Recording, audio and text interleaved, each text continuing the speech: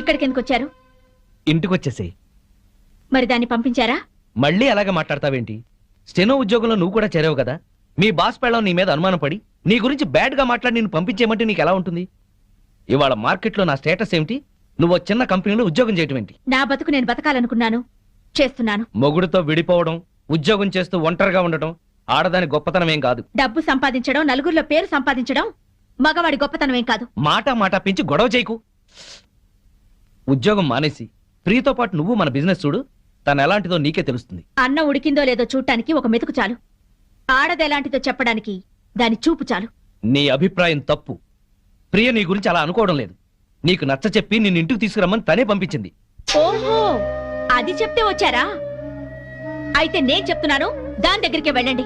సిగ్గు రోషం ఉన్నదైతే మీకు దూరంగా ఉండమని చెప్పండి. నేను చెప్పాను